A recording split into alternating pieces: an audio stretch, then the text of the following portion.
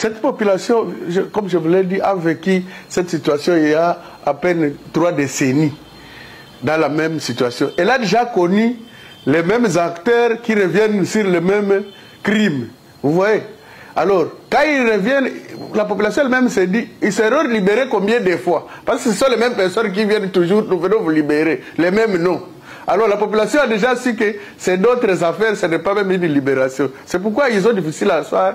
Et c'est pourquoi la population elle-même résiste de par des mécanismes plus rudimentaires et même communautaires. Donc, l'ennemi ne devait plus croire que la population est libre. C'est pourquoi vous voyez qu'ils commencent maintenant à tuer les gens parce qu'ils ont résisté, imposé la loi de la guillotine sur la zone, les intimidations, la terreur sur la zone, mais la population reste intacte parce qu'elle a déjà su, elle fait face à qui. Et c'est qui? C'est le Rwanda avec ses alliés du F-23 qui reviennent chaque jour pour libérer. Depuis 1996, ils sont toujours en train de libérer, mais finalement leur nom deviendra libération éternelle. Donc je crois qu'on doit changer de stratégie. La population est déjà mature et elle connaît ce qui se passe, et elle connaît les velléités qui sont derrière ces libérations-là, et que donc il y a lieu de s'en passer, de libérations inutiles. Effectivement, ils voulaient croire qu'il faut faire pression, pression sur le gouvernement congolais, à montrer à ces gens-là que non, ces gens vont venir sur le terrain, nous allons conquérir d'autres espaces.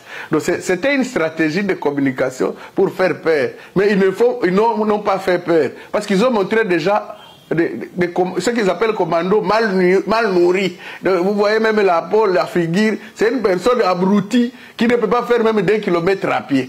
Donc, ce sont des gens qui ont passé tout leur temps là-bas sans manger, dans de très mauvaises conditions. Comment ils vont être des militaires? Nous, des personnes âgées, du 3e âge. Donc, pour nous, l'ennemi a manqué, a raté sa campagne. Et en plus, ce qu'il faut retenir parmi ces gens-là qu'ils ont montré, ce sont des militaires congolais qui ne se sont pas rendus et qui n'ont pas la volonté de servir dans la rébellion. Et que donc, l'ennemi peut croire qu'il est en train de nous présenter les gens qui vont nous attaquer, alors qu'il est en train de présenter déjà la présence du gouvernement à son sein. Et c'est ça qu'il doit retenir. Il y a déjà les militaires du gouvernement à son sein qui peuvent même commencer à partir de là. Ils nous ont montré ces gens-là sans armes. Ils étaient sans armes. Mais comment vous allez nous présenter un commando sans matériel, mal habillé, mal nourri, avec des traces de kwashiorkor? Non. L'ennemi a raté sa campagne. Je crois que on est aux abois. Au fur et à mesure que le temps passe, l'ennemi comprend que prendre en charge une rébellion devient difficile. Ça devient difficile. Est-ce que vous pouvez me dire combien leurs militaires touchent? Ils n'ont pas même un salaire. Mais quelqu'un qui avait un salaire au gouvernement et ce salaire arrivé avant la fin du mois dans son compte bancaire, va supporter rester dans une rébellion?